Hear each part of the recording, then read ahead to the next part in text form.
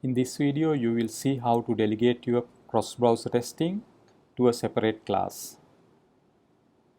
In this login test case, you have all Chrome driver setup and browser launching in the same class. If you want to change to a different browser, you have to change it here, Chrome driver to Firefox likewise. So that is not a good practice. We need to delegate this into a separate class and call from the test methods. We will create a class browser manager and with a method setup driver, and we need to pass the browser type string. The variable will be later moved into a separate class, so configuration file. Let's create the class using IntelliJ IDEA. I'll place the class inside the same package. Later we can move to a different place and add to the Git. Now I need to create the method as well. IntelliJ IDEA automatically will create a static method with the browser type as the parameter. Let's create the method for, let's comment the browser driver setup and comment out the line, and let's call the browser manager and create a new method called launch browser, and I need to pass the browser type. Let's create the method using IntelliJ IDEA. Static method is automatically created in this case as well. Let's create a driver variable and set it to null and return the value. Later we can set up the value using switch statement. Now we'll move into the setup driver section, create the switch statement, browser type dot lowercase. So this will ensure that my variables are consistent. And let's have two cases, Google Chrome and Chrome. If user type anything, WebDriver manager dot Chrome driver dot setup. So let's have this for the headless as well, because I do not need a separate case statement for the headless version of Chrome driver. Same thing can be repeated. Similarly, I can repeat this for Firefox as well, Firefox and Firefox headless. Let's copy and paste and do changes for the other browsers, Safari, IE, Edge. Actually, when it comes to Safari, you do not have to install the drivers, so the browser management is not necessary. So when browser type is not configured, there is no point in proceeding, so we will exit abruptly from the test by giving a negative number. Also, we can do quick validations for the variable, check whether the browser type is empty or the browser type is blank. If that's the case, also we will not proceed and we will exit the test execution with this.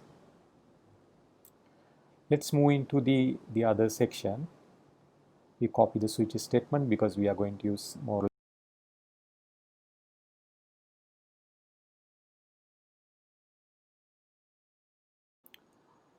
Let's configure the browser launching for the Chrome driver. Then for the headless version, we need Chrome options to configure the headless.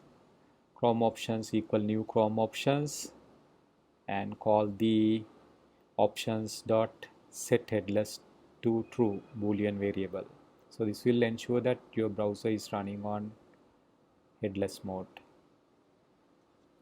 Driver equal new Chrome driver. Here we need to pass the options to ensure that configuration is completed.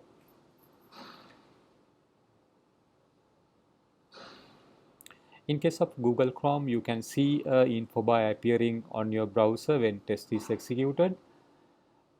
We need to get rid of this, and we have a ready-made code for that. Again, option configuration. We can paste it inside here, and this will ensure that your browser will run without the info bar. Next, we'll move into the Firefox. We'll remove the headless from here and take a duplicate and configure for the case headless. For the Firefox, it is simple, and you need to say driver equal new Firefox driver. That's all you have to do for the getting the default browser instance. In case of headless mode, you need to get the Firefox options. Options equal new Firefox options, and get the options variable and call the set headless, same as in Google Chrome, end with semicolon, and you can assign this into a driver variable, Firefox driver, and don't forget to pass the options variable to complete your configurations. In case of Edge, what you have to do is driver equal new Edge driver, and that's simple. For IE, you have to get the IE driver, new Internet Explorer driver. So this will ensure that you get the instance of Internet Explorer. Safari, again, you have to get the Safari driver.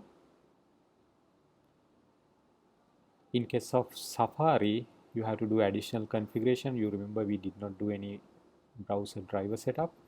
Go to Safari and select Preferences. In the Advanced tab, select the Show Developer Menu bar.